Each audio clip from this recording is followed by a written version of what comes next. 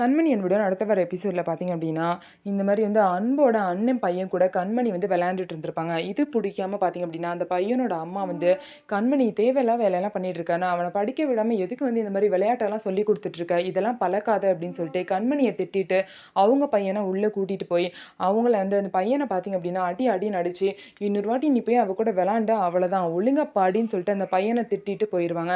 இதனால மனசு கஷ்டப்பட்ட அந்த பையன் வீட்ட விட்டு காணா போயிருவான்.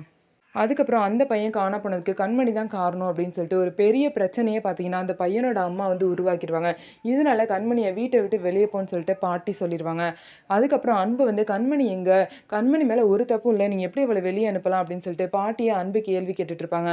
ஆனா வெளிய போன கண்மணி அந்த பையன வந்து கண்டுபிடிச்சு, அந்த பையன்கிட்ட "இந்த மாரிலாம் வீட்ட விட்டு நீ வெளிய போக்கூடாது. அம்மா என்னதான் கோவத்துல சொன்னாலும் உன் மேல பாசமா தான் இருப்பாங்க" அப்படின்னு அந்த பையன பேசி வீட்டுக்கு கூட்டிட்டு வந்துருவாங்க. கூட்டிட்டு வந்துட்டு எல்லாரும் அந்த பையன்கிட்ட, "நீ எதுக்காக வெளிய போனன்னு?" சொல்லிட்டு கேட்பாங்க. அப்ப அந்த பையன் வந்து என்ன சொல்லுவான் அப்டின்னா, "நான் வந்து கண்மணி சித்தி கூட விளையாண்டேன். ஆனா அம்மா வந்து அவங்க கூட விளையாடக்கூடாதுன்னு சொல்லிட்டு அவங்களையும் திட்டி என்னையும் அடிச்சுட்டாங்க. இதனால தான் நான் வீட்ட விட்டு வெளிய போனேன்னு" சொல்லவும், கண்மணி மேல எந்த தப்பும் இல்ல. அவங்க அம்மா மேல தான் தப்பு இருக்குன்னு சொல்லிட்டு எல்லாரும் புரிஞ்சுக்கிட்டாங்க.